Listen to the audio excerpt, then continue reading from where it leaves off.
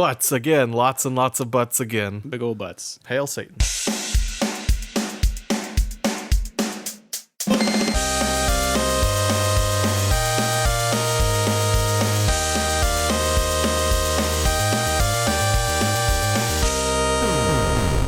This is Twin Stick Radio, episode 31 for the week of August 13th, 2018. I am one of your hosts, Trey Higgins, and I am joined by Justin Lopez. I finally get second billing. And Everett Jordan's here again. Hi, no, I'm the old man. Yeah, now you're the old man. Say something racist. Don't really say anything racist. Don't do that.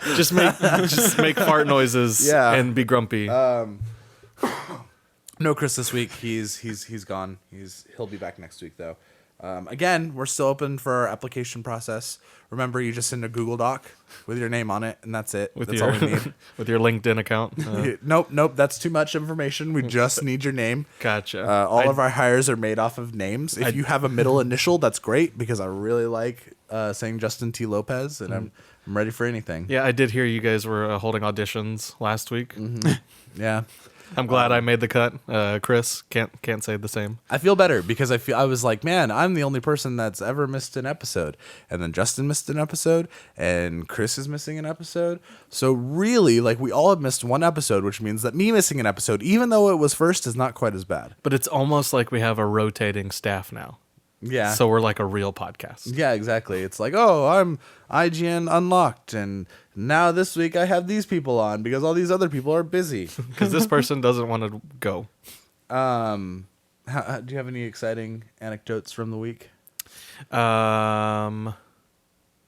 Well, kind of. Nothing crazy happened. Okay. But the reason nothing crazy happened is because I've been working a lot, because I'm saving money for the apartment that we just got accepted for. Yes. Oh, Yeah. you going to the place we talked the about? place. Where's it at? Here. Here. It's a nice place. I've been there. I looked at it. It was the place that Everett looked at. Oh, okay. Yeah.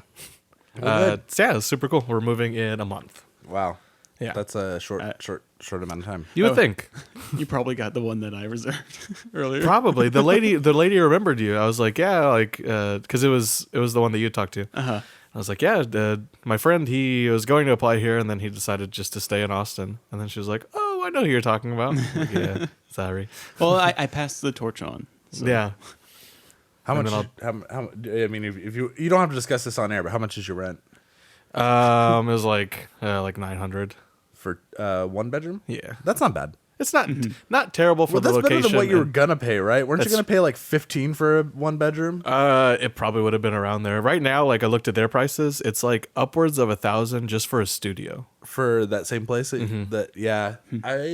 My dream is to live. So we went. I was at this big summit for work this week, and we went yesterday morning and did some community service as part of the summit.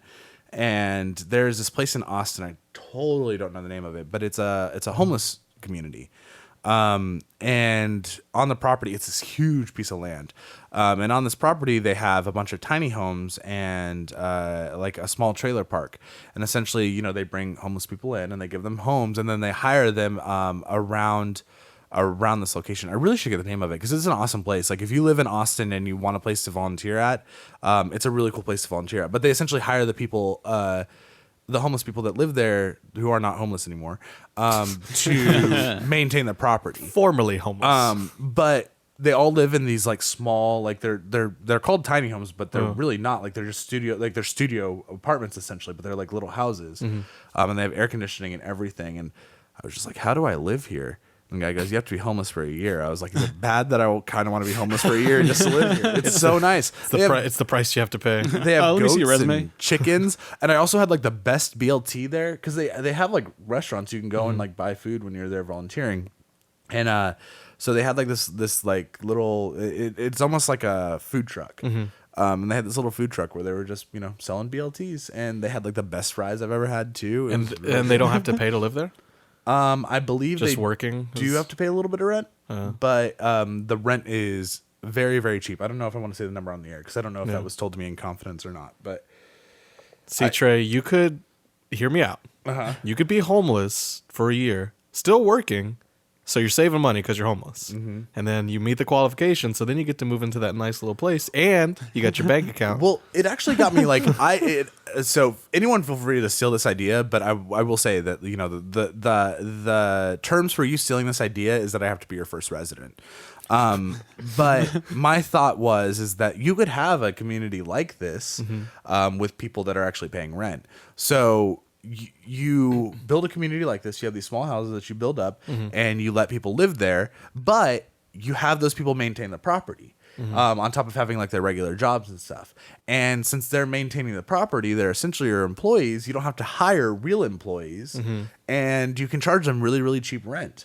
Like you could charge them like $400 to live in Austin in a studio apartment because you're not paying for people to maintain the property. This sounds like the premise of a post-apocalyptic community. Basically, it's like, hey, you're gonna live here, but you gotta work. No, but you know what it does sound like? It sounds like some sort of communist propaganda. No, they have Jonestown. It sounds like Jonestown. They have these group homes for college. What are they called? I know what you're talking Co-ops. about. Yeah, co-ops. Yeah. That's what co-ops are. That you have really, really cheap rent, and essentially everyone does their duty. Like someone's mowing the lawn this week, someone's doing the dishes. Like it's the same thing, but it's an entire complex. So someone's mowing the grass, someone's pulling weeds, which is what I did all day yesterday. Someone is cleaning up the rocks and shit and sweeping the pavement. Someone is taking garbage, or I don't know. You probably still need dump trucks for that. And this is how Trey became socialist. This is how Trey became a fucking millionaire. I would make so much money. Because essentially, like, you're just paying for the property at that point. You're not paying for any staff. Yeah. So you would need basically like 3 office staff people to like take applications and let people move in. This is a slippery slope to a cult. It's not a cult though, because you still have your life and stuff outside the property. For now. Like you still For go now. to work. It's just on the weekends you're mowing the grass around your fucking complex. Cults don't. I'm gonna fucking fight you. Cults don't start out as cults. They sound like great ideas. That's how you get. That's how they get you. I just want cheap rent. If that's a cult, I'll join that cult. The cheap rent cult. Like even our rent is super cheap. But then you start running into the problem of like. You start running into the problem of like when you're paying cheap rent, like you're paying for a small space. And as much as I love Kristen Whitney and it works out, like it's a small space. Yeah. It's hard not to like walk around the house at night and avoid waking one of them up just by existing. Yeah, that's why I can justify paying that much for just for a 1-bedroom, because it's like it's ours. Like it's different with like sharing an apartment with like roommates. It's like it's just us. Yeah. So it's like if I want to be in my underwear, I can. I mean, you probably just can, and no one will probably say anything. I feel the same way about David. Yeah. No. Oh yeah. If you guys like what we do, nope, that's the end. What do I say at the beginning? Oh, hey, this is a podcast about video games. We record weekly, and we are usually up by Friday. You can listen to this on all of your favorite podcasting platforms, including YouTube, which is not a podcasting platform as far as I'm concerned. But you can also send in questions. I forget to talk about this, but you can send in questions either by tweeting at us at Twinstick Radio or by sending it to twinstick.radio@gmail.com. Or you can send us a Facebook message. Can you you message a group you on can. Facebook? Do you do anything with the group on Facebook? I do sometimes. I don't even pay attention It's to the that. less active one. Yeah, we got a new subscriber on YouTube, so that was pretty cool. That's neat. We're up to, I want to say 51. Really? Yeah. Help us get to 100. We'll do something special. And then help us Probably get not. to 1,000. But yeah, we do tons of cool things, but we start the show every week with the same segment. What are we playing? And Everett and I have played nothing. So You guys I've have been out played of town. nothing? Oh yeah, I guess you have I've been out of town, and Everett is. I'm just busy. Everett hates video games. Yeah. Well, Yeah. No. I've been playing the running game. The running game? game. Like just Just running. running. I've been playing Real Life. Yeah. It's the predecessor to Second Life. What Oh Predecessor? no, that's What comes first? predecessor? Okay, so I was right. Sequel is the other word you're looking for. All right, Gavin, how was? I hate you. What have you been playing? Mainly just Overwatch. I talked a friend into getting it on Xbox. Taylor also purchased it on Xbox, so now we got like a little 3-man squad going. And you guys are winning all the time because after playing on PC, it is so easy to win on console. You would think. wow. But people are still really good on console, and we're really not. Have they gotten Hammond yet? Yeah. Oh yeah. Yeah, they did. Well, I know that PC did, but usually it takes like a month for consoles to get I mean, those updates. yeah, Wrecking Ball's been out for Is that what a couple weeks. Technically, his character name is Wrecking Ball. That's the name that Hammond gave himself. Oh, okay. That's a stupid name. I like that character a lot less now that his name is not Hammond. Yeah, You can just call him Miley. Miley, why Miley? because Wrecking Ball. Oh, Oh, interesting. call him Hannah Montana. I will like. So I had a thought with Overwatch this week. Oh. Actually, it might have been last week. Chris isn't here, so let's spend an hour on Overwatch. Oh no, I mean, it's not a whole lot to say. I think I'm done with Overwatch. Oh. Like I think, I mean, probably not permanently done, but I don't see myself going back to that game for a really long time. Mm-hmm. I don't know. I think it's to the point now where the player base is just too good. Yeah, I get and that. so like that, it's like I'm never gonna play fucking Counter-Strike because people in that game are too good at that game. So I won't be able to learn. The other thing though is that like now it's to the point where there's so many exclusive skins that are on rotation that and there's not enough skins that are being released into the general population of skins. I just don't see myself ever like getting back into it because it's like it'll take me a year to get the Reaper that I want, and who knows what the fuck I'll be playing in a year. Yeah, that's Exactly. fair. Yeah, I mean, especially with this, I don't know if you've played this event yet, the Summer Games for this year. No, I haven't. They didn't spend any time on it. Like it's a rehash of everything they did last year, and Which was a rehash of everything they did the year before. last year they added in competitive Lucio Ball, which cool, Sure, but great. like who wanted that? Yeah, I hate Lucio Ball, but that's a different story. Did you play Rocket League? Yeah, it's so slow. Like it is so slow compared to Rocket League. I Yeah. hate it so much. But for events, they usually give, they'll do some legendary skins and they'll do some like less cool skins. But then pretty much everyone gets voice lines or something or a spray. For this one, there's characters who literally got nothing. Yeah. And it's like that. Part of me hopes that maybe this was kind of like the one they put on the back burner, so that way they could really bump it up for like the Halloween event. But the other half of me is like, at this point in Overwatch's, lifespan, this could just be where it's at now. Like, Yeah. it's not necessarily bloated, but it's getting to the point where every event can't have or won't have something for every character. Yeah. It was easier whenever they had 21 Well, or something, and now they're up to 28. But part of the almost problem 30. is I don't know. Part of the problem is that they prioritize doing skins for characters that are really popular. Yeah. So you have characters like McCree and Tracer that have 1 billion skins, and meanwhile you have characters like Anna that have barely any skins. Yeah, which I mean, I will say that the skins they have for this event right now, the ones that they released this year, pretty cool. Like the football one for Reinhardt and baseball Zenyatta. Like those are all Oh, pretty cool. But just all in all, the event has been pretty meh. But I'm trying to get in some more time with Overwatch and games that I know I'm not going to play once I get my PlayStation. The only summer skin that's worth having is the shirtless McCree one. Just putting it out there. It's high tide.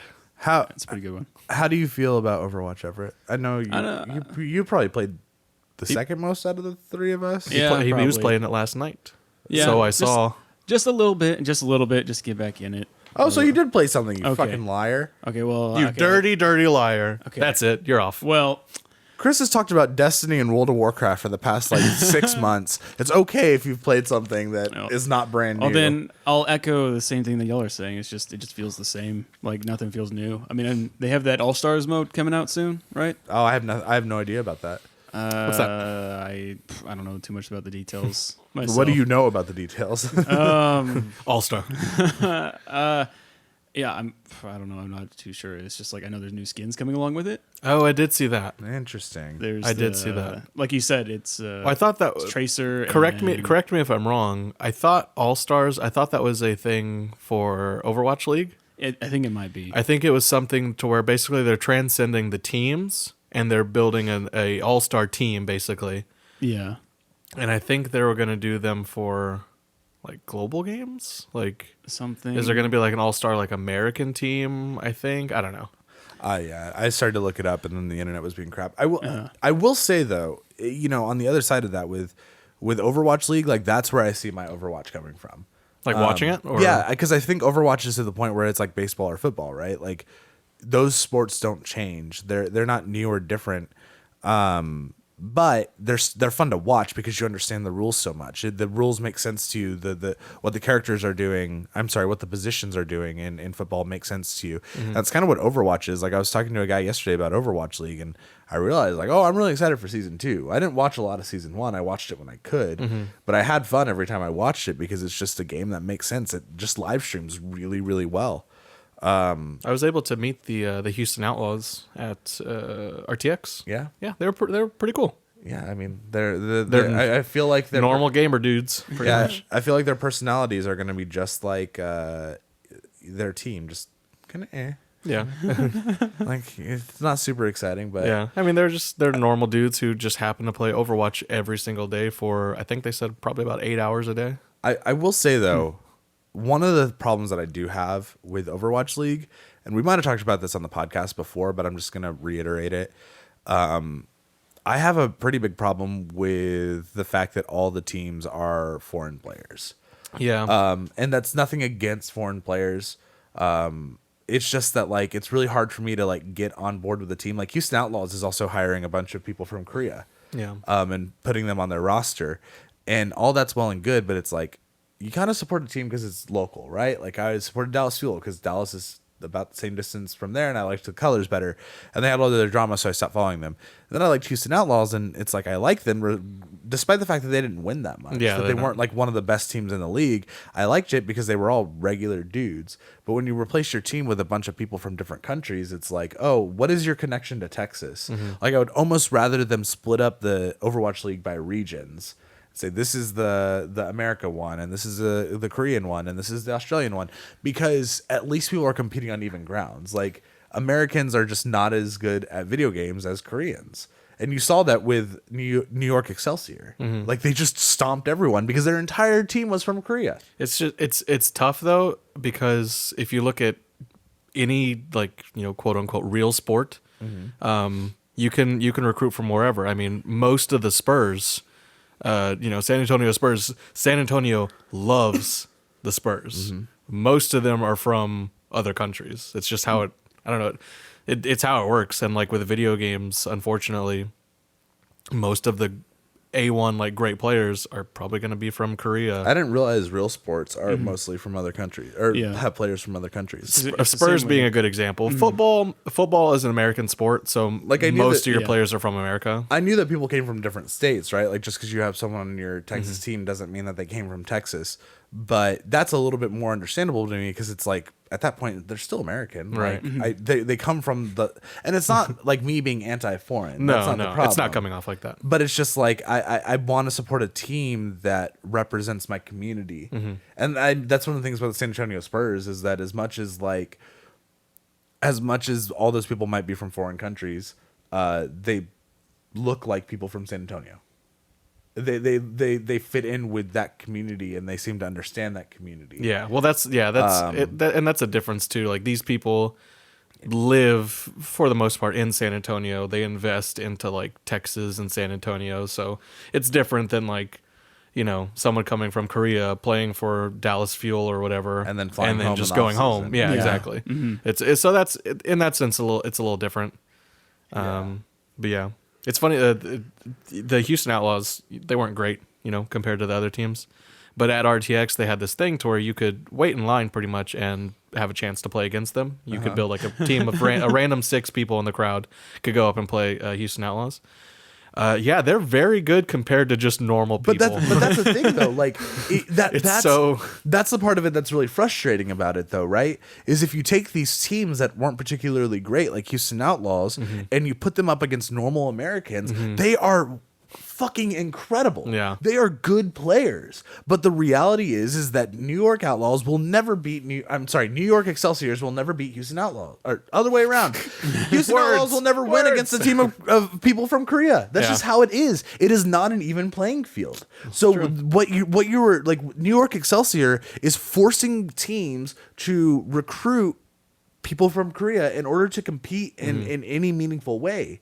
And that's utterly ridiculous to me. Because it's like, there's also something to be said about like, I don't know. I just think that there's something to be said. Like people give movies crap for having a primarily white cast, but if you have a worldwide organization that's supposed to represent all these different countries, and every team is made up of people from Korea, how is that not an issue either? It's true. There's no diversity in that. You're not seeing different people play, and you're taking these players that are awesome, like Houston Outlaws, and you're just letting them get trounced by teams that are significantly better. Like New York Excelsior should not have been able to build a team like that. It's just not fair. But they're starting Korean teams, so let's just have all the Korean teams compete against each other and let the American teams compete against each other, and then maybe for like do a fucking All-Stars round where all the winners from these different regions go into a final tournament, like an actual world championship. Yeah, and Houston Outlaws might get trounced in the first fucking round of that, but at least they're the best team in America, right? I don't know. It's nothing against anyone from different countries. I really want to reiterate that. It's not, I don't have a problem with Koreans. I don't have a problem with Koreans playing games. I really think that everything that I said about this is objectively true. Right. All my problems, I think, come from an objective standpoint. But you're more than willing to debate me by sending a message to twinstickradio@gmail.com. Tell me why I'm wrong.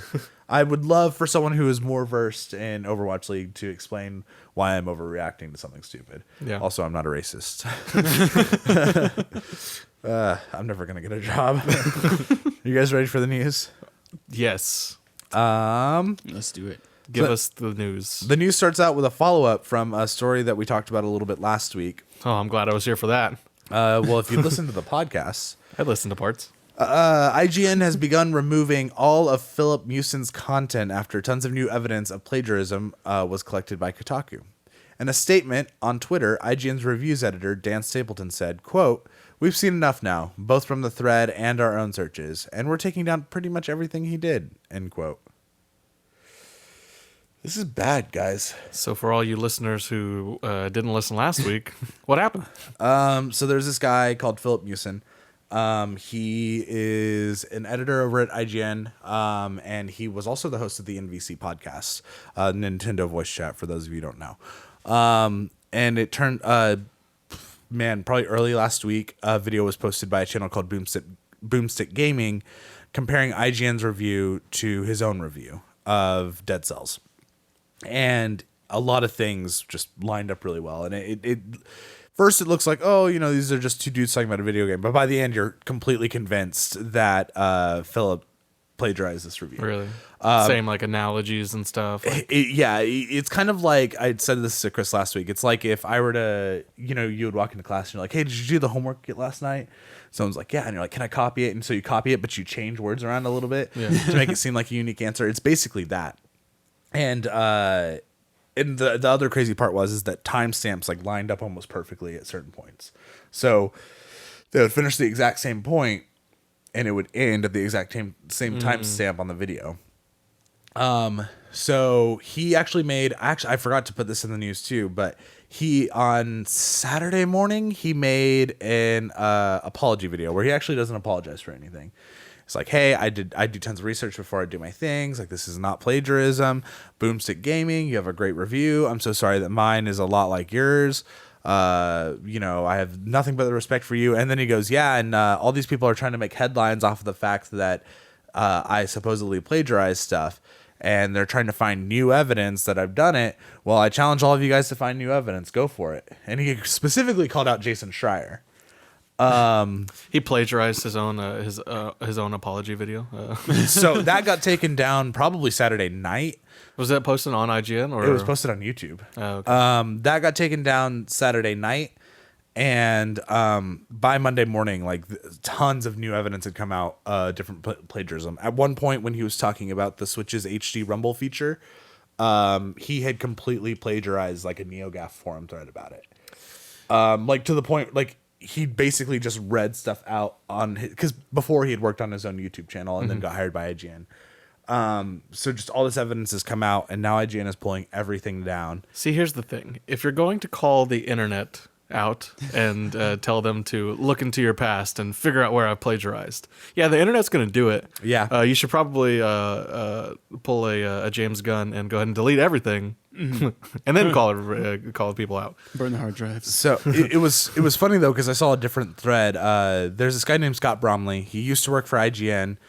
He worked for GameSpy as well, I believe, and he split off and did his own podcast called The Comedy Button, which has been going on for 9 years at this point, 7 years at this point. And then now he works for Lucasfilm for their online stuff. And someone was talking about how crazy the Philip Mewson thing is, and he was like, "This is what happens when you have an entire industry that's hired YouTube personalities and not people with any actual credentials or any actual experience." Yep. He goes, "I wouldn't be surprised if there are more people in the industry that are like this." And he goes, "And if you just look at YouTube channels, this is the kind of content they fucking make." It's crazy to me. Well, that's what most of YouTube is. It's just Reaction rehashing. content. Yeah, you're reacting exactly. Yeah. So, I mean, all this is just depressing for me personally, because like it's my dream career, and it's very frustrating for me to watch a guy who's I don't think his videos were that great to begin with. They're even worse now that I realize most of them are plagiarized. But this guy got a job and had everything going for him. It's like most people that have been hosts of Nintendo Voice Chat have gone on to be hired by Nintendo. The last guy, Jose Otero, was hired by Nintendo. And then two of the other hosts before him got hired by Nintendo. These people end up working for fucking Nintendo, and this guy completely just fucked everything up and was just dishonest about who he was and got hired to do that. That's just mind blowing to me.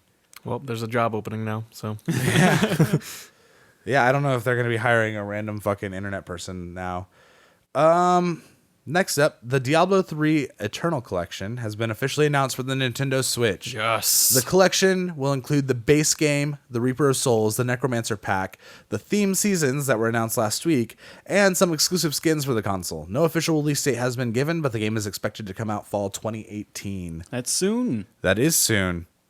I'm ready for it. If I had a Switch, which I will probably this fall. I do. If I had a Switch, I don't think I would buy this. You wouldn't? No. No. I have it on PS4. I have it on PC. I've played Diablo, and it's good. It's a great game, but I don't really see a reason to own it again, because I tried to play it again this year, and I was like, I've played this game before. I don't want to play it anymore.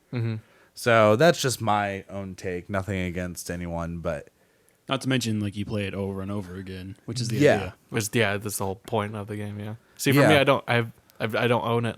I played it and beat it on a friend's consoles and stuff. We would play it Do the for co-op, hours and hours. Yeah, yeah. exactly. Or it was actually my old roommates. We would stay up all night. Sometimes not sleeping at all. Sometimes not going to class the next day because we were playing Diablo 3 all night long. So yeah, it sounds like a great idea to get it now. Yep. Any more thoughts about Diablo? I had my fill on it years ago, when I was a young lad. I mean, that game came out in 2011, I think. 2011, 2010. Yeah. 2011, probably, yeah. I think it was 2000. It might have come out on consoles in 2011. It was on PC. I think it came out I think it was only PC, actually. It first came out only on PC. Consoles. It came out. No, I want to say in 2012. It would have been 2014 or 15 on consoles. Sorry, actually. yeah, you're right. It's Because it came out on PS4. It would have been 2013. Let's just look it up. Why am I talking about it? When I don't 2013. know. Calling it. Diablo 3 came out in 2012 Bam. on PC. It was released on. I knew it wasn't 2013 because that's when the consoles released. Damn it. It came out on PS4 and Xbox One in 2014. Damn it. And I think that was when Reaper of Souls came out too. Yeah, 'cause I think that was the whole deal for it all. It's like, oh, now it's on other consoles too. Yeah, which is crazy that they completely turned that game around and put out Reaper of Souls in a year, which I think Reaper of Souls is better than the base game, personally. But that's just me. Yeah, Reaper of Souls came out in August 2014. No, hold on. It came out in March 2014. So that was like, holy shit. That was 2 years. Never mind. I'm so fucking dumb. I'm having a rough day, guys. But yeah. I wonder if you can play co-op on the Switch. You can play co-op on the console, but I think you have to do it with 4 Joy-Cons because the amount of inputs are too much. That's what it looked like in the Oh. trailer. And then you can do 4-player co-op across consoles. Gotcha. So, yeah, Neat. neat. But you can also do co-op just on your Xbox One. You can do couch co-op on your Xbox One. Yeah, but I don't have it on Xbox. Just get it. It's like also this game. I'm telling you, this game is going to launch at like $50 or $60 For Switch? for Switch. I guarantee you it will. I think you can buy everything. You would have to buy the Necromancer separate, but I think you can buy everything for like $35 on Xbox.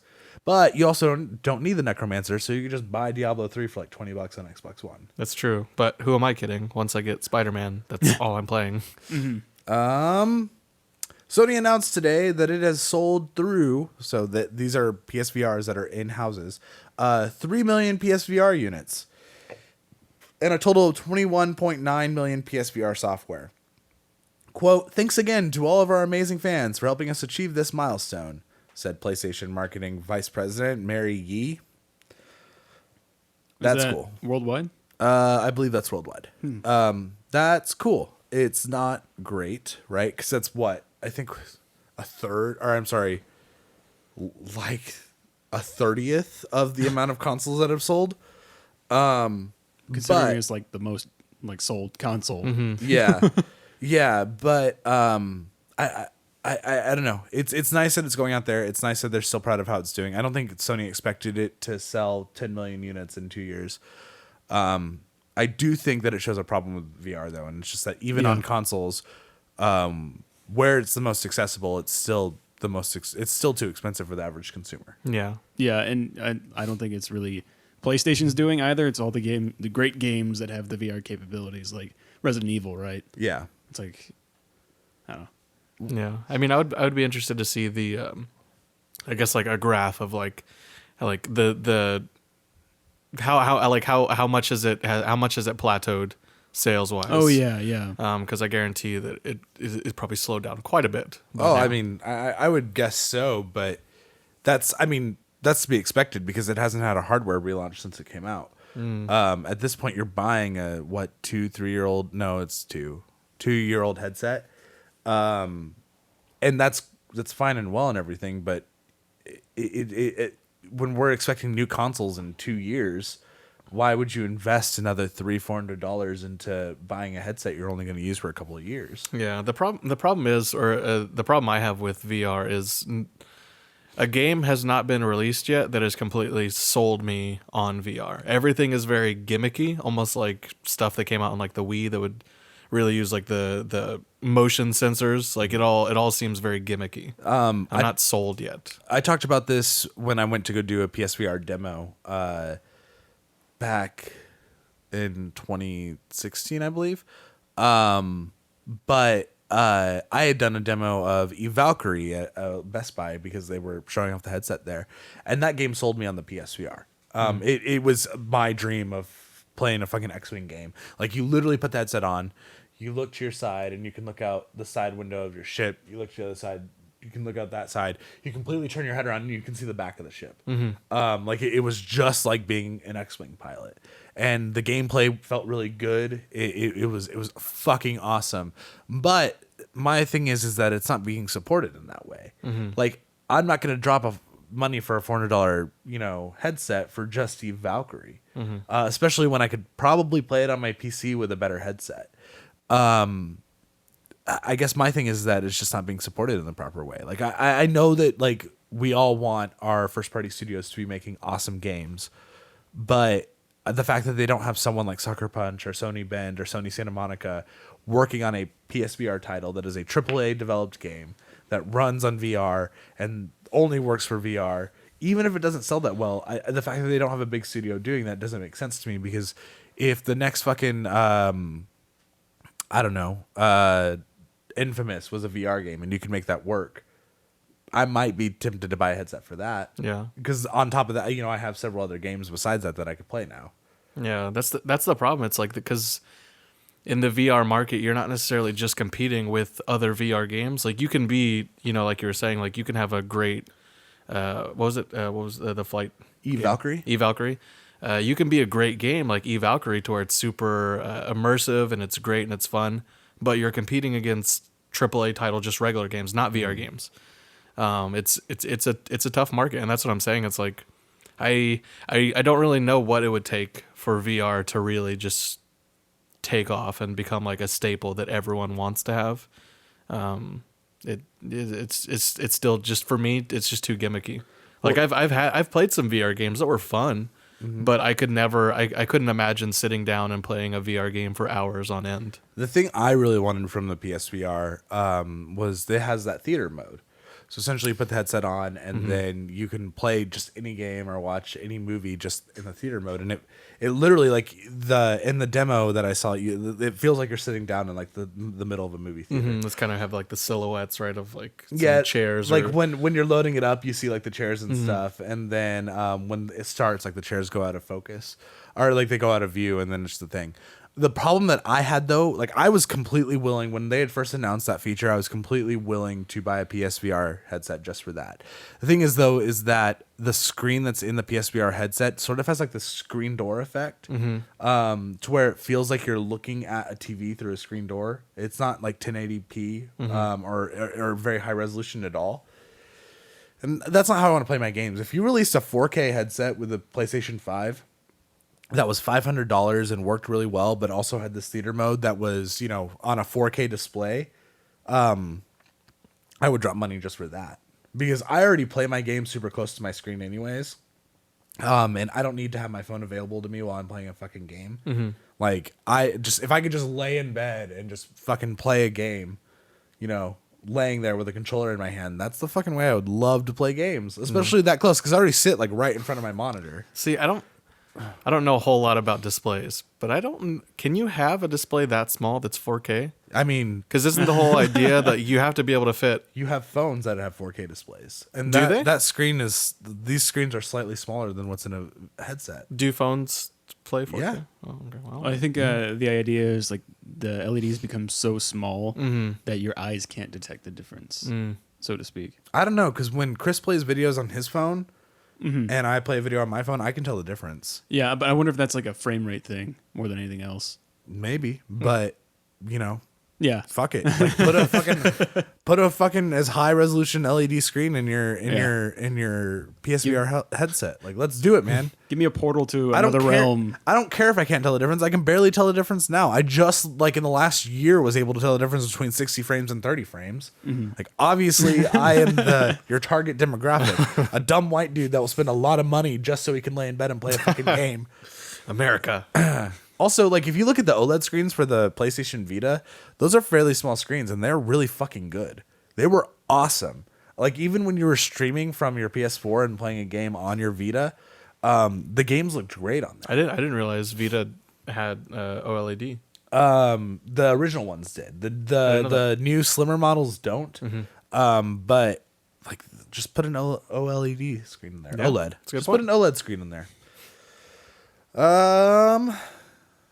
This is interesting. During a Mixer stream with GameSpot, 343's Jeff Easterling confirmed that Halo Infinite is the next installment in the series, despite not being a numbered entry. Quote, "It is Halo 6. You should just consider it Halo 6. Don't think of it as a weird prequel kind of thing. It's the next story. It's the next chapter in what's going on." End quote. So that is utterly ridiculous to me. Go on. Do you know the context of that quote? If he was like asked a question or something like that? I mean, I would guess so. Okay. Why? What's the importance of the context to you? Because I don't know if he's like just trying to explain it, or if like basically people are like, "What is it? What is it?" Like if he's just being like annoyed to the point where people like he's like, "Okay, people, this is what it is," I'm sure they're like, so give us an idea as far as like timeline wise. Is this taking place, before this? Because he makes it a point to be like, don't think of it as a prequel or anything weird like that. It is just a next installment. So this is he probably gets that question a lot. This is ridiculous to me, and I feel like I have said this in a vacuum, and I don't feel anyone else has agreed with me about this, and it just makes me feel crazy. The Halo Infinite trailer that they showed at E3 was not good. It looked like garbage. It did not look like a Halo game until you saw a fucking Spartan on screen.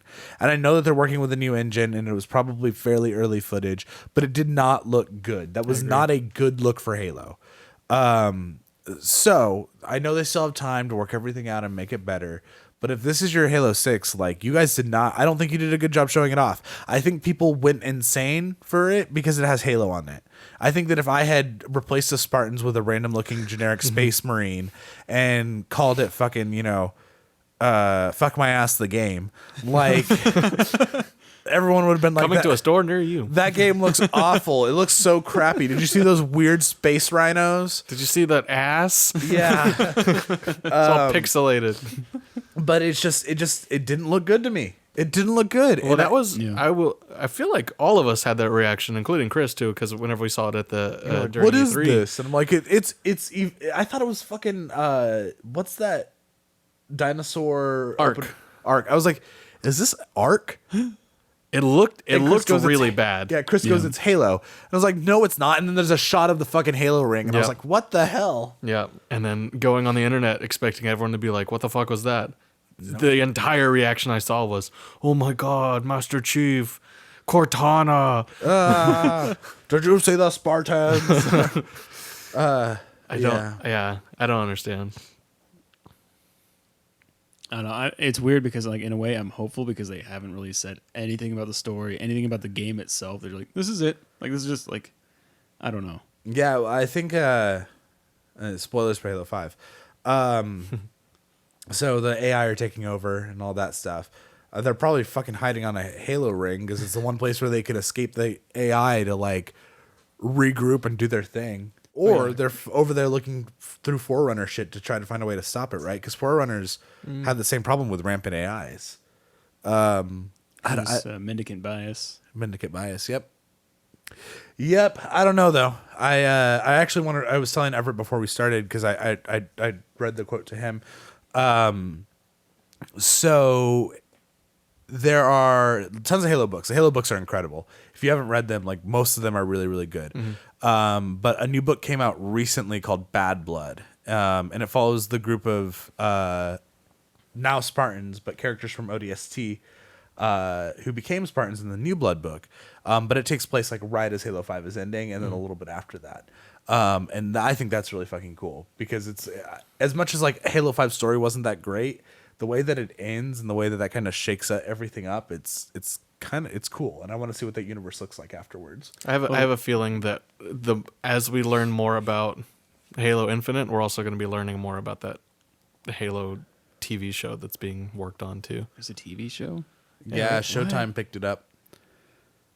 Yeah. Which also, speaking of TV shows, Jon Favreau is working on a Star Wars TV show. The first season is supposed to be 10 episodes long, and each episode has a budget of $10 million. Excuse me? Yeah. Is this a live action? That's from what I understand, yes. Some people think he's working on a Mandalorian show because he played a Mandalorian on Clone Wars. But, we'll see. I just thought I found this fucking. I've been on a Star Wars kick lately. Since they re-announced Clone Wars, I was like, I want to watch through all the Clone Wars, and then that got me really excited about Star Wars again. So I found I found a podcast that talks about Star Wars news, and they've been doing it for 13 years. And they go to like all the conventions and everything. It's just crazy to me. That's and, awesome. They were talking about that, and I was like, oh, that's pretty cool. There's also another rumor that J.J. Abrams wants to split up Star Wars Episode 9 into 2 parts. I could see that.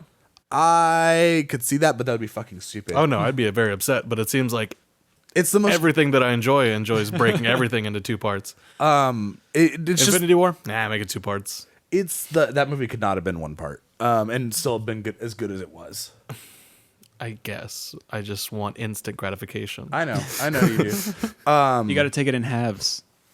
But yeah, apparently J.J. Abrams is like, I want to have enough creative freedom to do my own thing. And it's like, if you wanted to make 2 parts to the fucking end of this Star Wars trilogy, you should have made Episode 8, you dumbass. Fucking hate JJ. I love JJ Abrams, I really do. But he annoys the shit out of me because he just is he's such a creative cuck. Yeah. Yeah. Like he just is so afraid to create and to just like do something. He does not like having guidelines or guardrails. I want the freedom to do whatever I want. I want to see what he does because I feel like most of all the little like story elements that he started setting up in Episode 7, a lot of it got undone in 8. Mm-hmm. So it's like, is he going to come back and be like, Nah, let's fix all this. Like, I certainly hope not, because I know that apparently I'm the minority in this, but I will say, if you look back historically on the Star Wars trilogies that have already come out, Empire Strikes Back, which is considered one of the best movies of all time, was the most hated at the time that it came out. Same with Attack of the Clones, and then time went by and everyone was like, "Oh, Phantom Menace is worse."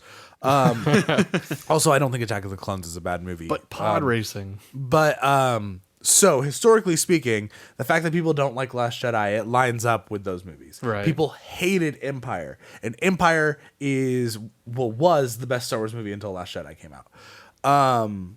But anyway, I hope not, because that's why it was interesting, right? Like, I didn't really like Episode 7 because it's like A New Hope all over again. But Episode 8 was great because it's like, hey, fans, you don't matter. You don't matter. I don't care who you think Snoke is. I don't care who you think Rey's parents are. It doesn't matter. Yeah. We're going to do whatever the fuck we want. Watch us just slaughter Snoke right here, just so that we can pee on your open mouths in shock that we would do this. It's true. I'm worried that it's going to feel like a bad improv game where it's like, I make up this story, now it's your turn, and then then you pass it back to me, and then I gotta go with it too. The only thing that I could see getting fixed, and I think I would be okay getting fixed, is if they changed the thing about Rey's parents. I have a very strong feeling that Rey's parents, but are I hope going they to be don't. important. I hope that J.J. Abrams has enough respect for Rian Johnson to be like, you know what, this is how it is, and I'm gonna work off of that. Yeah, no, I think he's going to.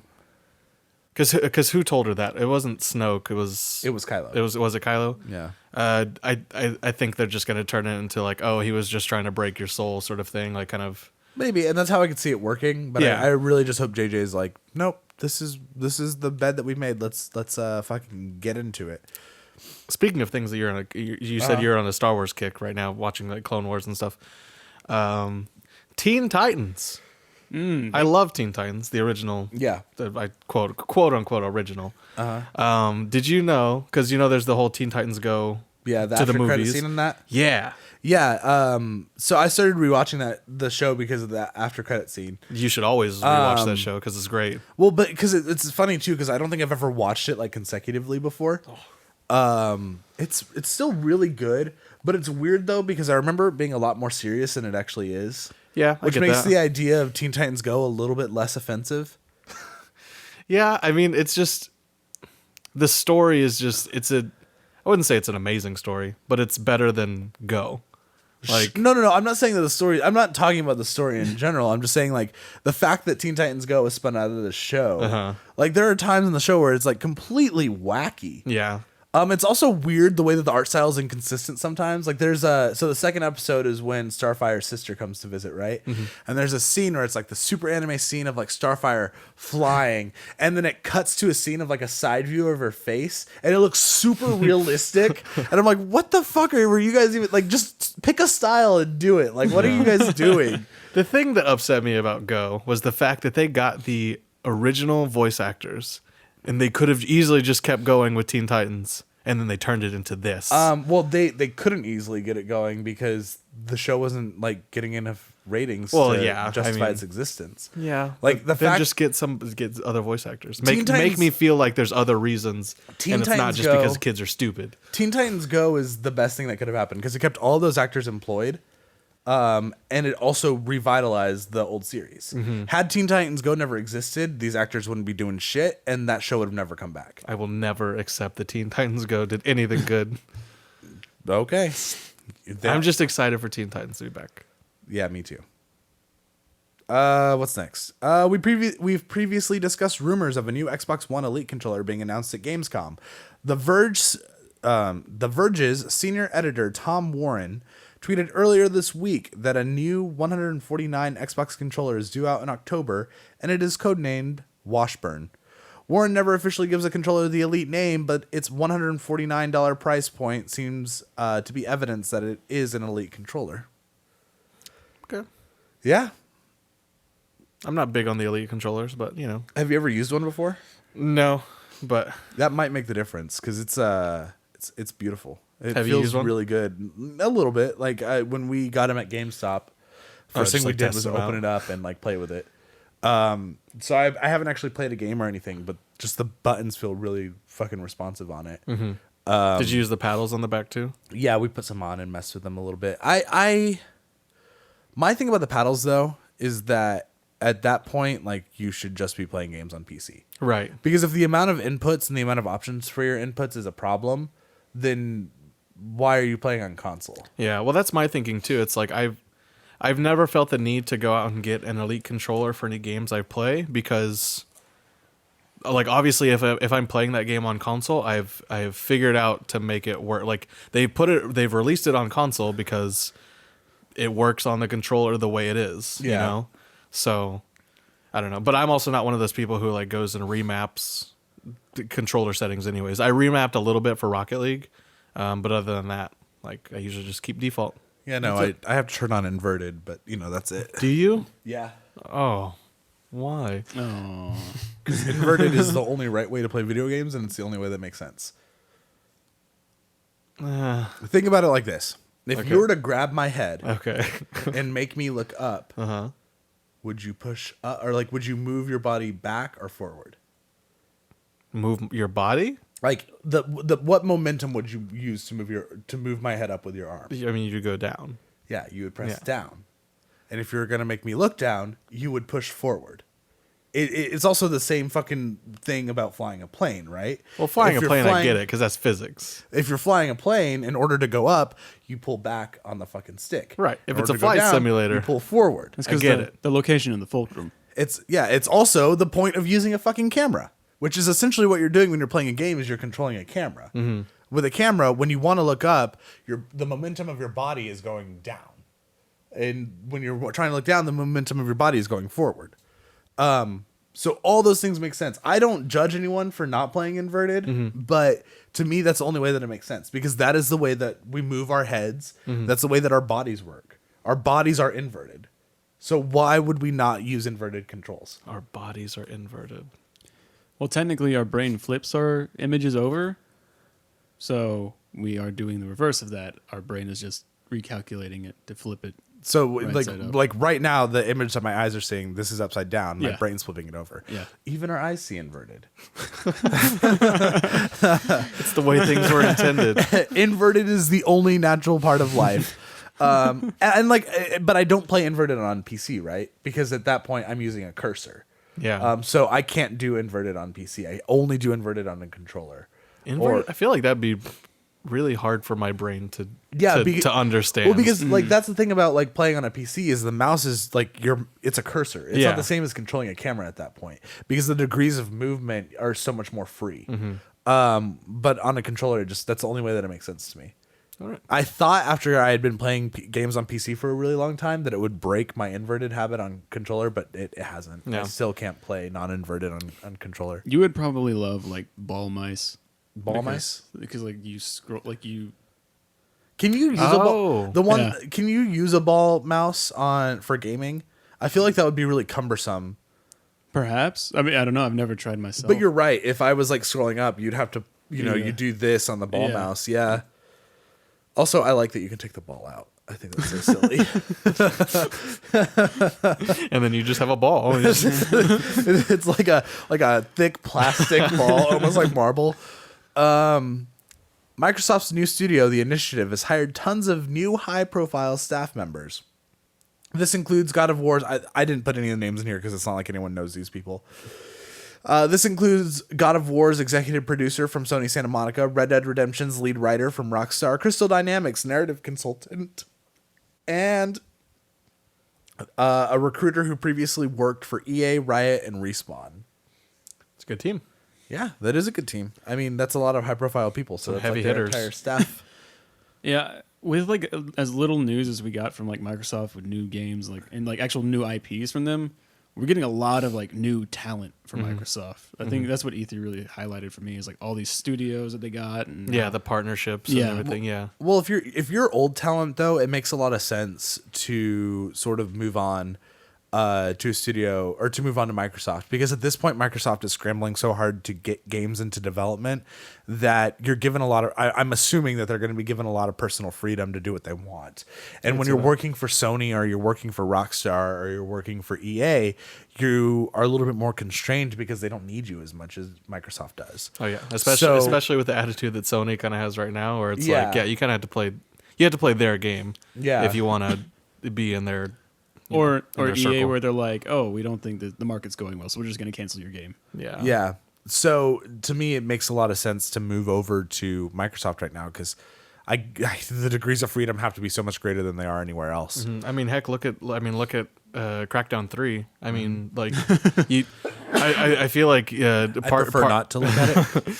Yeah. So yeah, but I just I feel like partnering with Microsoft, you don't necessarily have like a fail safe, but it's kind of like yeah, like go and do what you want, but your parents are gonna still like back you up in case like you fail. Well, like everyone's been saying like this game is gonna get canceled. This game's gonna get canceled, but Microsoft is still like saying no, we're putting out this game, right? Sure. It'll come out For better or for worse. I mean, at this point, it's like, does it need to do well? Because I guarantee you that they'll see an influx of Game Pass subscribers just so they can try out this train wreck of a game. So, I mean, that's also another safe thing about Game Pass is that at this point, for better or for worse, Microsoft has completely destroyed the need for any of their first party sales. They don't need their games to sell as long as you're subscribed to their service, which their service is great if you are a Xbox console user. But it's a little bit exploitative if you're a PC user, right? Like Halo the Master Chief Collection is going through this big revamp right now, and it's going to be put on Games Pass shortly after it gets out of its new beta. It's the fact that you have to put a game that you've already launched back into beta in order to fix it because you launched a broken-ass game in the first place, and you haven't been able to fix it in 5 fucking years, which is completely ridiculous to me. Already a collection of games that you'd already released. Yeah, exactly. And it still doesn't have reach on it, which is another problem. But the fact that you have to go through all this to release a new game, it's going to be on Games Pass, which is awesome for people that are subscribed to Games Pass. But if you're playing on PC, guess what? You don't get Halo the Master Chief Collection, which is so stupid to me. Like, that is how you sell that game. Can you imagine if tomorrow they announced that the Master Chief Collection was coming to PC? It would do so well. It'd be the first time ever Halo 3 on PC. It would be the first time ever That'd Halo be 3, Halo 3 ODST, Halo 2 Anniversary, 4. which is great. You know, like the fact that just put all that shit on PC. Just imagine the custom maps that would be created. Exactly. Like using PC. It's People would go crazy with the map creator. Well, they already do it now. Like if you play Halo 5, like they have game like playlists that you can just jump into with all these insane maps, these huge maps. Where it's like you have 2 armies of like 15, 16 people like clashing against each other with swords. And you try to storm their stronghold. It's awesome. Yeah. Well, that's the thing. Like PC. Like if you play on a PC, typically, I think that you are more creative than a console player. Like, just Well, I don't know if that's it. I don't know if that's like the law. I think it's just a matter of you have more tools to be creative, right? Yeah, that's true. Like you look at some of the stuff that's built in Minecraft, and it's like, well, part of that is because you can fucking zoom out and then control this entire map with a mouse and keyboard. Whereas on console, you'd have to like build things block by block as a dude, you know? Yeah. Just as a dude. But yeah, I personally, I kind of, I hope that it's an announcement. I hope that it's like, hey, Master Chief Collection is coming out on PC. I hope they announce it at Gamescom because Gamescom, I think, it's coming. It might be this weekend, but I hope they announce it for PC, and I hope they announce Halo 5 is coming to PC. That would literally make my year. It starts on Tuesday, August 25th, and ends on Sunday, August 25th. So by the next time that we record, we should have some Gamescom news. Nice. I have a suspicion it's just gonna be like, oh, it's Xbox One X ready, 4K. I mean, yeah, sure. I don't know. I think like Yeah, it'd be nice. I could see it. I could see it going to PC. Why not? So, one convention did happen this weekend. I didn't put this on your guys' news sheet because I'm just going to read this off of VG Newswire, even though I'm not really reading anything. It's just reminding me. Is this things. But- quick saves? Is this a modified quick saves? No, I don't believe in quick saves. All news stories are important. Even though I helped create that segment, I don't really like quick saves because it's like, Here's the problem with quick saves. This is what I didn't like about quick saves. Okay. Chris would put the things he didn't really care about in quick saves. Gotcha. And then the bulk of the news was made up of the things that he was super interested in. Also, he did a good job of including things that we were interested in. But quick saves was like, but all the things that I would be really interested in would always be in quick saves. And I'm like, I want to talk about this though. He's like, nope, moving on. It's a quick save. So so with me, I just don't do quick saves because it's there. But That makes sense. if anything, this is kind of a mini topic. QuakeCon happened this weekend in Gaylord, Texas, which I love so much. I wonder why. It's just so funny to me. So yeah, QuakeCon happened. Really, the main bulk of the news came from the QuakeCon keynote address. But here are some of those things. For Elder Scrolls Online, they announced the Wolf Hunter DLC, which looks like a werewolf-themed DLC, which comes free if you have... I think if you buy the latest edition of the game with a new expansion, you can get that for $60. Mm-hmm. And then all of the other DLC, including the Orzammar pack, Thieves Guild... Man, I don't know what's wrong with me. The assassin stuff, Wolf Hunter, all of that is included for free if you pay for the subscription. Cool. So if anyone's looking to get into that, I mean, that game's great. Rage 2 got an extended gameplay trailer, which showed half of it was new content. The other half was content that we had previously seen at E3. Mm-hmm. I don't know if any of you guys watched that. The newest trailer? Not yet. Yeah. No. It's like 7 minutes long. It looks fine. I mean, I don't know that I'm going to buy Rage 2. When's it come out? It comes out October, I think. One of you guys look that up. Because I don't know off the top of my head. But I want to say October. I mean, Rage 2 looks fine. It looks good. It looks like it plays better than the first one. The car stuff from Avalanche looks great. The thing is, though, that I just want Borderlands. And what Rage doesn't do well is its art style isn't particularly compelling. I don't think visually it's very exciting to look at. It just kind of looks like another Mad Max thing, but it's not Mad Max. Mm-hmm. At least with Borderlands, like, you get a lot of this wacky stuff, but it makes sense because it has that super cartoony art style. Projected spring of 2019. Oh, So never mind. I'm ways wrong. away. I thought it was coming out in the fall. I would hope not. I would hope they wouldn't do that to themselves. Quake Champions moved to free to play. Okay. So if you guys want to try out a new hero shooter, you can do that. I'm pretty sure they announced. Well, I'm not okay. So I'm not entirely sure because I skipped the what? Skipped. Jesus. God. He's having a stroke. I skipped the Quake Champions stuff. But a lot of people are assuming that this game is going to kind of turn into a Bethesda Super Smash Brothers. And that makes me think that, I don't know, maybe like the Doom guy is going to get announced for it if he hasn't already. So The Dragonborn come in. yeah. Speaking of Doom, we got Doom Eternal gameplay. Yeah, Did you guys watch that trailer? I did. It was very good. Yeah, it looks cool. Looks like more Doom. Yeah. But the environment is way more interesting to me than Mars. Part of my problem with the first Doom, I never finished it. I just don't like Mars. I don't think Mars is an interesting setting. It's just red. Yeah. Just all red. Compared to Hell, which is All red. red. Yeah. At least in this, I was watching this and I was like, oh, this, it's not all red. That's pretty cool. Yeah. No, it looks really fun. I'm not big on Doom. I think I still own the first one. Or not the first one, the one that got re-released. Yeah. I might get this depending on when it comes out.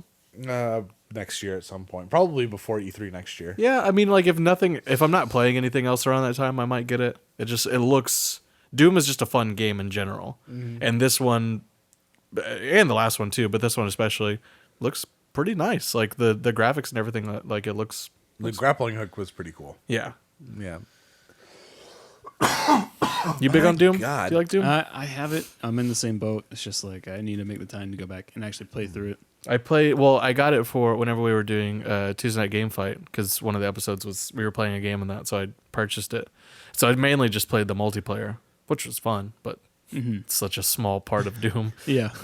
And then last up, the Fallout 76 got a new trailer about its perk system. I wish Chris was here so that he could break it down a little bit more because I don't entirely understand it. I could help you figure it out. So from what it sounds like is you have these different cards that you can equip. Uh-huh. And you get new cards, I think, on every level up. And these cards increase your special stats as well. But they also have different perks and stuff on them. And if you're playing in a team of people, like those perks are kind of shared across the team. Yeah, I think to a certain degree. it sounded like you could trade them almost. Like you could almost build like a deck. Like, Yeah. oh, I have this card that would work really well for kind of like the character that you're trying to run right now, like the guns or whatever. That's at least that's how I thought it sounded. Chris is very excited about it, and he thinks it's great. I, on the other hand, like I don't hate it. It's just like I will play Fallout 76, and I'm mostly sold on it, and I think I'll have fun. But the problem that I have with Fallout 76 is that the things that I usually like to do in a Fallout game, I can't do. Yeah. Like I don't understand how charisma is going to be a stat in Fallout 76. And I'm sure maybe somewhere it's been broken down, but Maybe it's like D&D where it's like you have to roll persuasion against someone's like maybe, but you're not really talking to any NPCs. Like that's what I'm saying. So the it's like only you're- NPCs in the game are robots, and I don't know. Maybe you have to do charisma checks against a robot.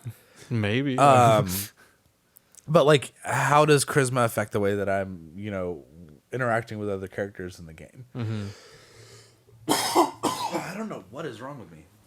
I mean, correct me if I'm wrong, but charisma usually also plays into bartering as well, right? It usually determines like pricing. Yeah, so maybe you're So that could be heavily like what it is. But I think they also said that there aren't any shops in the game that are run by NPCs.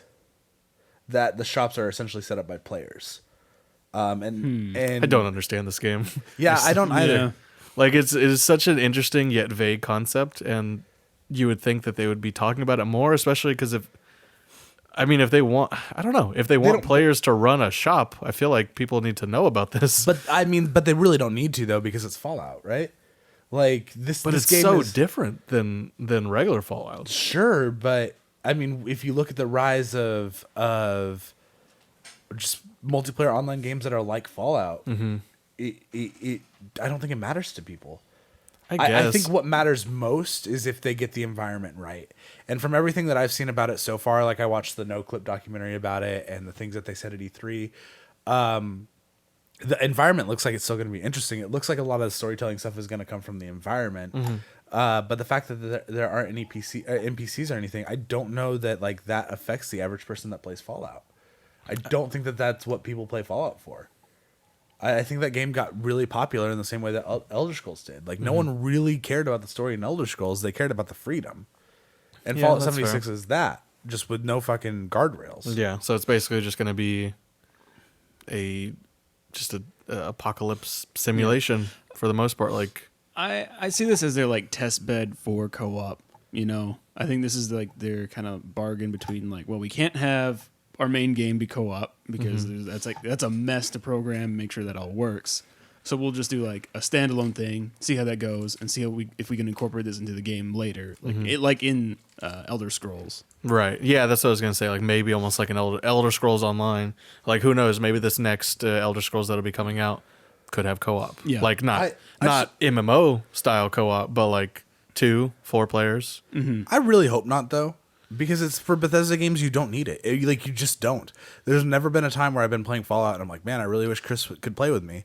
Because That's true. And they did make a point to say we are still heavily invested in this single player. Yeah. Like our Yeah. single player experiences. So maybe not. Maybe this won't be like a testing ground for it, but it could be. But I do think there's like a heavy demand for co-op for these games. Like I think a lot of people want co-op in the games. They've been asking this for like ever since like Morrowind. yeah, even. but maybe this could be like they're not going to make an Elder Scrolls Online 2, Yeah. So it's going to be like they're going to put out Elder Scrolls Online for people who want that Elder Scrolls experience with a bunch of people. Fallout 76, they're going to put out that game so that way people who want like I just want to play Fallout with my friends, like they'll play Fallout 76. There you go. We'll continuously update it. We'll add expansions, expand the map, do some cool neat things. I don't know where West Virginia is, but I would imagine it's central on the coast, right? To your point, Everett, I don't even want to fucking like spar with that idea. But to your point, Everett, like, yeah, people wanted it for a really long time, but that doesn't affect the sales of their games. Oh, of course not. Like, if you look at Skyrim, that game has never had co-op, and it is one of the best performing games of our lifetime. So to me, like, I get the idea behind Fallout 76 because I think that Justin's right. Fallout 76 is going to be a game that's going to be supported for a really long time, in the same way that Elder Scrolls Online is. And so there's your multiplayer fix for people that really want that. Meanwhile, the mainline entries into the series are going to be their own thing, and all that is their way of trying to appease their fan base without actually having to change the core of what they do. That's why I'm saying it's the test bed. Like, this is the first ever of what they've done for multiplayer, so it's like we'll see how it goes. But it's not, though, because if you look at ESO, the thing about ESO is that at its bare basics, it really plays exactly like Skyrim. There's a deeper leveling system. There's a little bit more numbers involved, and it has like those MMO like things there, but like you can play that game in first person and just swing your sword like you essentially did in Skyrim. So I think ESO's existence is what led to this existence, because it's appeasing that part of the fan base. Like, if you want to play multiplayer, play ESO. And not only that, but ESO is almost a better experience than every other Elder Scrolls game because of the amount of environments that you have to explore. When ESO first came out, did they already have the plan for the monthly subscription, or was it you just bought the game, you could play it, and then they moved to that monthly It came out, and I think the subscription was required, and then it essentially moved to free to play. Gotcha. Because I'm wondering if Fallout 76 would ever go that route as well. Like, no, I don't think they can. I really don't think they can. I think part of what they need to figure out is how are they going to make compelling microtransactions work? How are they going to... I mean, from the sounds of it, it just sounds like cosmetic. I mean, well, they've already said it's just going to be cosmetic. Yeah, but like Chris doesn't believe this, but if you look at the special card system, that could easily be a microtransaction. They said they wouldn't do it. Wouldn't, but because people asked, people fucking say that all the time, though. Like, let's not sit on this golden pedestal of game developers always doing exactly what they say, right?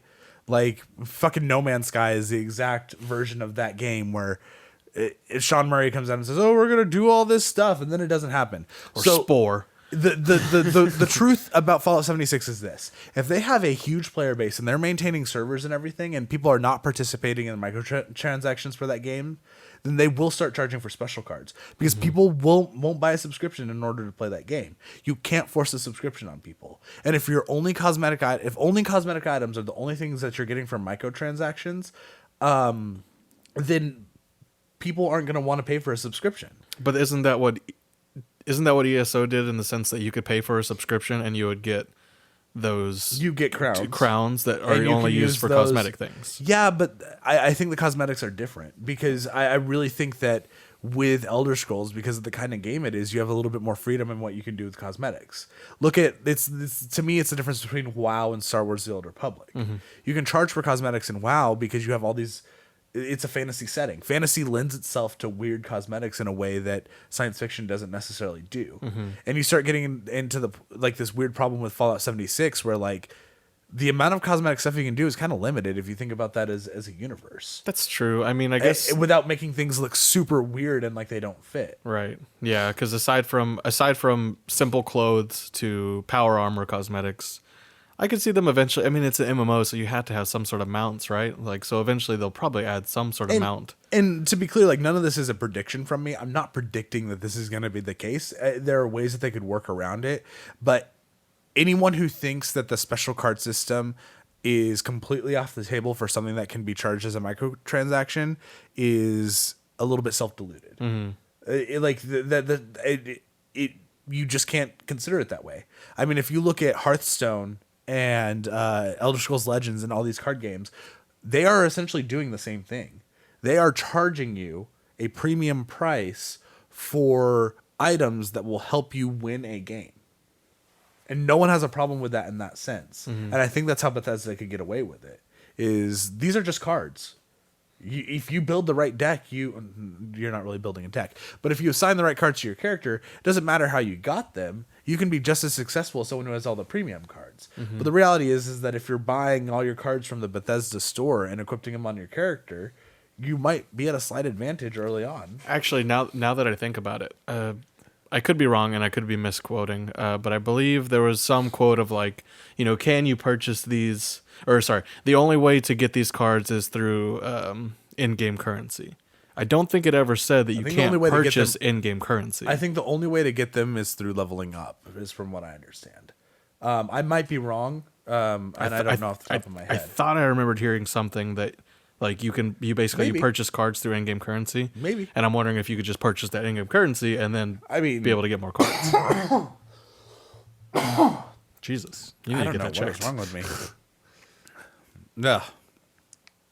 But yeah, I don't know. I don't know what the future of this game looks like. I don't know what the microtransactions look like. I think that most of all, like a lot of this is doom and gloom talk. I think for the most part, it's going to be fine. People are going to be fine. Bethesda is a mostly trustworthy company, so don't let my my negative Nancy outlook, be down on you. But Bethesda's quote on Twitter was that the perk cards are received solely through leveling up. So, yeah, at least right now. Yeah, right. Yeah. Because what is there a level cap? I don't know. Like 50? I'm sure there will be. It is 50. I don't. Have they said? I think it's 50. I think the leveling cap is 50. I would be surprised if there wasn't a leveling Imagine cap. though, like if they start releasing new cards and it's like, oh, you're level 50. Well, just save up for it through in-game currency, or you can just buy packs of these brand new cards we've introduced. It's happening in the game industry every day. And at the end of the day, like you have to fund your game and you have to keep your servers on and you have to make a profit. And if Bethesda gets to the point where at this point, there's no reason to spend money on microtransactions in that game. Mm-hmm. They're not even charging for DLC. So if people aren't given a reason to spend money on the game, they're not going to do it. That's true. And if anyone get away with it, it's Bethesda. Yeah. Well, but I don't know. I found an image here that has happens to have a breakdown of what the charisma perk does. Oh, cool! Can I see that? I'm sure I was going to read it to you. Either one. I mean, I want to read it out. Oh, okay. So it basically affects the way that you share perks. Yeah, you can share higher perks with your team, and you affect the barter prices. That's lame, though. But yeah, but it's not. It has nothing really to do with voice dialogue, like choices. That I don't know. It's fine. It is what it is. I'll get over it when I play the game. But I build charisma-based characters in Fallout games. So you can smooth talk your way out of everything. Oh, yeah. That is the most fun way to play that game for me. Yeah. It really, really is. So you can just be an ass and just get away with it. No, you're not an ass. The charisma, usually you're saying nice things to people. Yeah. Well, I meant more so just like killing whoever you want to kill and you just be like, oh, no, it's okay. No, but that's the thing. Like, I hate combat. Yeah. My secret about video games is that I actually really dislike combat in almost every game. I'm not a big fan of combat in Fallout. Just in general though, like in God of War, a game that's entirely based on combat. Like, I kind of just want to get to the next cutscene. Like, I don't enjoy combat in most games. I think Destiny is one of the few games where like combat is actually fun for me. Maybe you should watch more movies. But I like exploring and I like talking to characters. So in games where I can build a charisma-based character, same with like Mass Effect, I always do that. Mm-hmm. I love talking. If I can talk my way out of a fight, that is the best way for me to resolve any situation. Yeah. Now, I do have morals. So if I have to do something bad to talk my way out of a fight, like if I have to agree to something horrible, I'm still going to do the fight. But, I always play Boy Scout characters, so it's all about doing the right thing. Mm-hmm. So I have to have charisma to help me do the right thing. Because sometimes killing people is not the right thing. Yeah. A lesson from Trey. Don't kill people. The more you know. Do. Did you see the whole Pete Hines thing? His quote. I left that off the news. Yeah. Pete Hines is.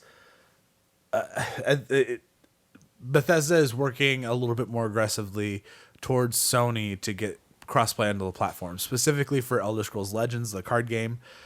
Pete Hines firmly believes that game cannot be allowed to be on any system that doesn't have crossplay. He thinks every system should be able to interact with it, and that also goes in terms of having your account be crossplay or cross save. So if I buy cards on my phone, I have access to them on my PS4.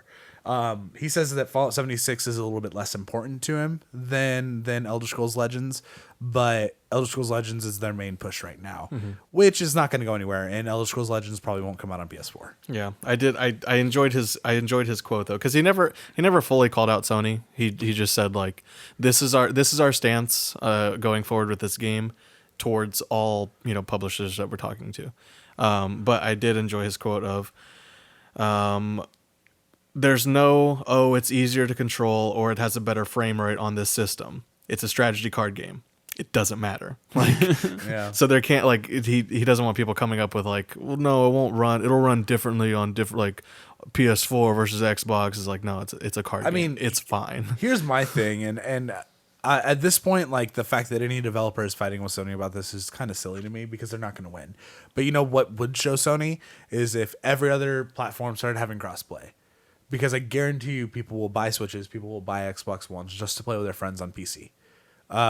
Like that is just the reality. I mean, or it would take a very big game like a Call of Duty coming out and saying like, hey, we want crossplay. Ooh. Or you just, but my whole strategy is, so I'm working on Call of Duty, Black Ops, line, and because they didn't actually do a Roman numeral, they just put Black Ops 7, nice. Yeah. So I'm working on Black Ops, all those lines. And that's actually the real name of it. All those lines. I would say, okay, hey, we're coming out on consoles right now, and it's crossplay between, I don't know, Switch, Xbox, PC. There's no crossplay on PS4 because Sony won't let us, but, we're still launching it on that console. You guys are just going to have to play it together. And then the game comes out, does gangbusters, maybe outsells on Xbox and Switch combined, which would be a big deal. Or maybe it outsells on PC, Xbox, and Switch combined, which would be a big deal because Call of Duty traditionally doesn't do well on any of those systems. Xbox, yeah, it does well on, but it does better on PlayStation, right. Which is why Activision partners with PlayStation. But you put that game out, it all has crossplay, everyone's happy, and you just let it be that way. Every developer does that. Division has it, Destiny has it. Well, maybe not Destiny because they fucking run that game on potatoes. But Anthem has it. And then the next generation starts, and everyone's still doing that. And I guarantee you, at the start of the next generation, Xbox will take off. If that's the strategy, if the strategy is to get as many publishers to do crossplay on your platforms as possible, Xbox will take off. And Sony will be in a position where they're going to have to react, just like Xbox was. Yeah, the problem is like something on that scale takes cooperation between everyone. But all it takes is it just takes like Activision or all it takes is for whoever releases Call of Duty Black Ops 7 to be like, oh, okay, yeah, Black Ops, all these lines. Yeah, exactly. Sorry, all these lines. Like if not everyone is going to help corner Sony basically into their place, then it's not going to work. But it doesn't take any cooperation. That's the thing, though. It takes nothing because when you're playing three different versions of the game, and you're restricted, most of those games, as long as they're not peer to peer, they're just artificial walls that are placed around the game. These are walls blocking off who and who cannot access gameplay between each other. You're still running on when you're playing Diablo 3, you're still running the game off of servers in Blizzard's office. That's what's going on. So you just take the walls down. You just take the walls down for your game. You don't even have to take them down on the system. And the next thing that you have to remember is that like doing it that way is better for developers. It's better for publishers because you're saying, instead of saying that I have a player base of 3 million people and you're splitting that between 4 different consoles, you could say I have a total player base of this and these players are playing together. And so if it starts to die on Switch, your market's not getting scared away because they can't find people to play Black Ops all these lines with on their Switch. Yeah, because that's they're true. just playing with people on Xbox. Yeah, and it keeps your games alive longer and allows them to be more profitable because you're encouraging people to come play your game. Yeah, at all times. There's always someone to play with. And I used to buy into the fact of like, not every game plays the same on PS4, Xbox, PC, mobile. I used to buy into the fact that these things were true, but then games like Fortnite come out to where it's like they will allow, if you're on your mobile phone and you want to play against people on a PC, that's fine. PC people might have an advantage, or mobile might have an advantage on somebody, but that's fine. And most of these games too also have a little switch where you can like check mark to where it's like, no, I just want to play people who are on my console. Well, but give people the option. The other truth about that though is like a lot of these games, Fortnite is really it doesn't fit in with what I'm about to say, but a lot of these games have co-op elements to them, right? So it's exactly what they did with Gears of War. They blocked off competitive access at first between Xbox and PC because PC players had an undeniable amount of advantage, but Horde and co-op were open to between the systems. And eventually they changed that for competitive and allowed people to choose. But so many games are launching now with a cooperative aspect to them that it doesn't matter what system you're playing on. Yeah, it doesn't make a difference.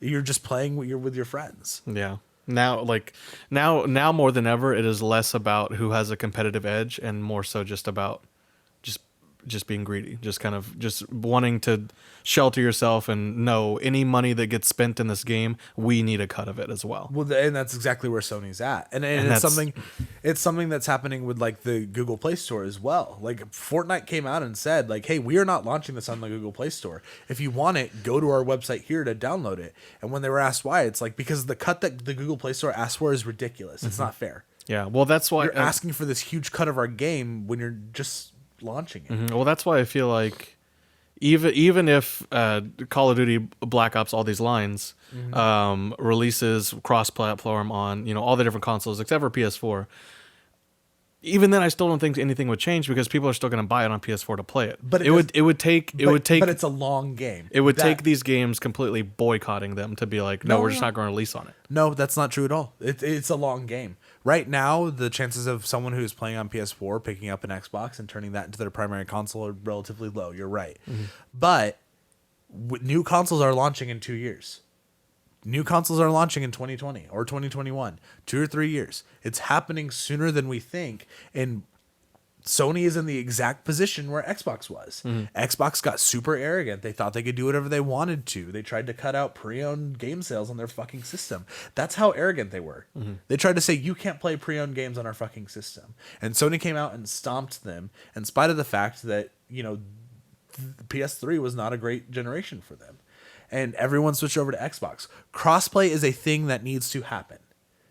We are all playing the same games. There's no reason why we can't play together. There's no reason why we should be restricted by the console that we're playing on. If I want to play Destiny with Everett, I should be able to play with him regardless of what system we're on. Yeah. That is where we're going. And that's where Microsoft and Nintendo want to go. That's where the PC market wants to go. This is where game developers and publishers want to go. And if we're walking into next generation, I switched from 360 to PS4, and I was not the only one. So many people did that because the PS4 was a better option. It was cheaper, it was more powerful, the online systems were better, and you didn't have a company that was trying to fuck everyone out of the things that they wanted to do with their system. Also, Bungie partnered with them, and like, fuck, I love Bungie. But I will switch again. I will stop playing on PlayStation if an option for the Xbox 2 is that I can play my games with whoever the fuck I want to. Yeah. If that is something that they're pushing for, I will stop playing PlayStation. I am not that devoted to that system. I might own one at some point so I can play all the awesome exclusives that are better than Xbox's exclusives. But at the end of the day, I want to play my games with who I want to play them on whatever fucking box I want to play them on. Yeah, well, I mean, that's why I've already decided that whenever I do get my PlayStation in a couple weeks, I'm not going to be purchasing, or I'm not even going to be playing games like Fortnite or Overwatch or things where it's like, or Rocket League. Like games that I could play cross-platform between like Xbox and PC and all these different things with my friends. I just want my PlayStation so that way I can play Spider-Man and Horizon Zero Dawn and all these like great first-party games that you can't argue against that. If that's what you're doing, you shouldn't buy a Pro then. By the way, I mean it doesn't matter. The reason I'm getting the Pro is because it's a Spider-Man console. I know, but at that point you should just buy like a pre-owned console. Yeah, but that doesn't look like Spider-Man. Just put a fucking Spider-Man sticker on it. It's not the same. I just don't see why you would buy a more powerful console than the primary console you're playing on. Because 4K? You could all... What are you talking about? Because 4K? Because Pro plays in 4K. I know, but you're not going to be playing on that system all that much. I am You're going to be playing Spider-Man on it. in 4K, You're so dumb. I hate you. and I might get probably like Here's what I would do if we get like Fallout If I or was Red in- Dead or something. If I was in your position, this is what I would do. I would either like look on fucking Craigslist or buy a $200 fucking pre-owned PlayStation, and then I would take the fucking $200 that I'm saving, save up another $200, trade in my Xbox, and just get an Xbox One X. If you want to play 4K, you should be playing it on the system that you play the most. But I feel like I will be playing PlayStation the most once I get it. That contradicts exactly what you just said. No, I'm just not going to be playing like Whatever. games like Fortnite and stuff. Where it's Whatever, like Justin. crossplay. I just will be have blocked. to accept that you're the Gavin Free of this podcast, and logic doesn't make sense to you. It makes sense to me, and that is all that matters. Because I am in my situation, and no one else. Whatever. Done. I mean, you didn't win anything. I think you feel like you won, but you didn't. Chris isn't here, but I was going to say too a news story that I saw. It wasn't really a news story. It's a quick save, if you will, because he always talks about how more games need to be adopting the Shadow of Mordor Nemesis system. Assassin's Creed Odyssey is going to have that. Great. So, well, he loves both I of know. those games. So No, he doesn't it was- really like Shadow. I mean, Well, no, sorry, but he's always talked about that Nemesis system, and he loves the Assassin's Creed games. I saw that too, and I think that is less interesting because they're just humans. I know Yeah, it's not that goblins and sounds stuff. I know that sounds counterintuitive to what Chris was saying, but like the orcs were interesting things to have in the Nemesis system because they were so unique. Like Mm-hmm. you can't really get that same effect with just like a random Spartan, right? You mean you don't want to have Paul the bitch? Paul the bitch. Yep. Yeah, No, he's the first tier on no, the I would Nemesis rather system. have Grog the head smasher. Yeah, that's fair. But also, I mean, in this game, there's like the god powers and stuff, so maybe that plays into the Nemesis system somehow. Maybe. But yeah. Fight some what time minotaurs are or we something. at, I don't know. About an hour 30. Hour 30. I think we're pretty much done. Sounds good to me. Yeah. All right, guys. If you like what we do, please rate, review, and subscribe to us. Subscribe to us on all your favorite platforms: iTunes, Google Play Store, YouTube. The local CD shop where we Toast. just drop off copies of this, and they probably just throw them in the dumpster. So you should probably stop dumpster diving at CD stores. That's weird. Can you be sure to grab a copy of our mixtape, passing it out on the street corner. Yeah. We call it All These Lines. Justin will be there. We have 8. You can follow the show on Twitter at Twinstick Radio or on Facebook at facebook.com/Twinstick Radio. You can send your letters to twinstick@gmail.com. You can follow me on Twitter. I am at Darth Trey. Chris is at Short Change Hero with the 3 instead of the E in Hero. And Justin is at Justin T. Lopez. Show is produced, as always, by Everett Jordan. Give him a follow on Twitter at the56th. All spelled out, no numbers. And the show is usually edited by Connor, although this week it's going to be edited by Everett. So if you hate it, message Everett. Yeah. You can follow him. You can follow Connor on Twitter at Connor13, one in Connor, 13 spelled out, and hire him to do some awesome stuff with his music studio, Downstream Studios. He is moving to a new apartment in Austin and could use all the extra currency he can get. In-game currency. I can give him some crowns. Jesus. Fortnite bucks. V-Bucks. Yeah. All those lines bucks. All these lines bucks. Yeah. All right, guys. We'll see you next week.